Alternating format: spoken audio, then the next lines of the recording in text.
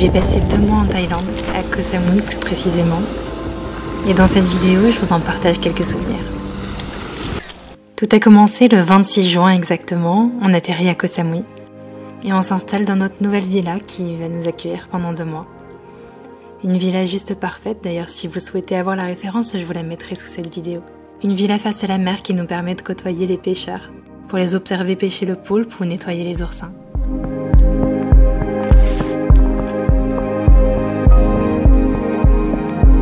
Ils parlent pas anglais, uniquement le thaï, mais quelques gestes et quelques sourires suffisent pour communiquer.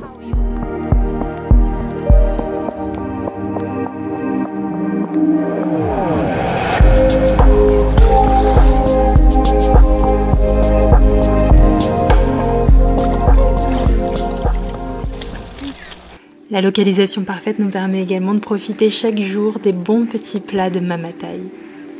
Ce petit shop qui est vraiment juste en face de la villa, il y a juste à traverser la route. On passe notre commande et tout est prêt en un temps record.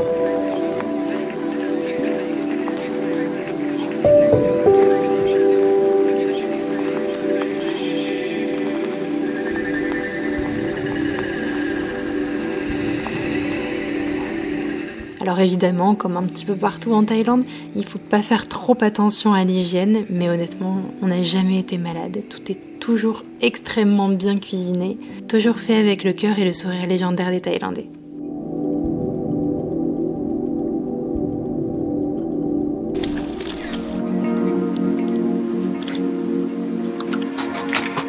Alors à Koh Samui, qu'est-ce qu'il y a à faire? Il y a pas mal d'activités, vous pouvez vous balader, monter un petit peu dans les hauteurs.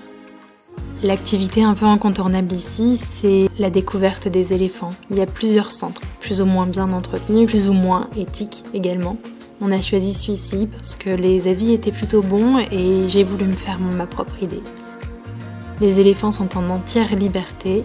On peut y aller uniquement par petits groupes. On peut les nourrir, mais tout est vraiment guidé. On ne peut pas les toucher à n'importe quel moment. On leur fait pas de câlins, on ne prend pas de bain non plus avec eux. Vraiment, tout est fait pour les respecter.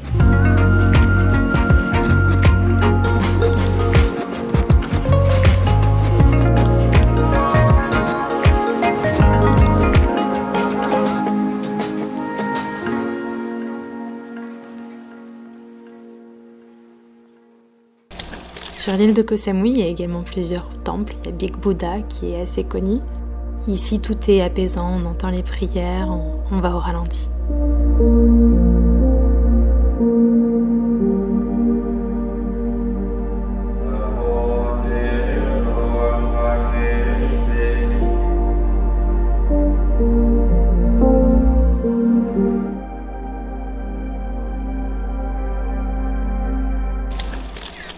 Si vous souhaitez faire une activité en famille, je vous recommande de faire du bateau.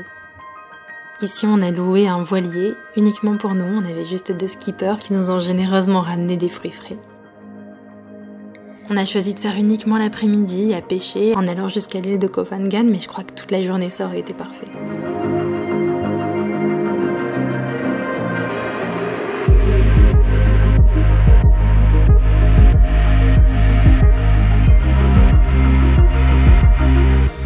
Et puis évidemment, il y a pas mal de petits coins, de petits trésors à découvrir, comme ce petit restaurant qu'on a fait très régulièrement.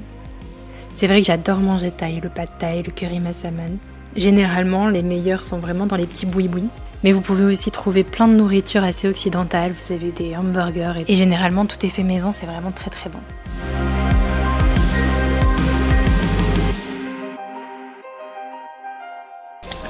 L'une des activités principales pour moi, ça aurait été de me balader le long de la plage. Le matin ou le soir tard, encore une fois à la découverte des Thaïlandais. Là où se situe la villa, on est vraiment sur une zone très peu touristique. Donc on peut avoir la chance de croiser des habitants comme ça qui sont à la recherche de coquillages pour le dîner du soir.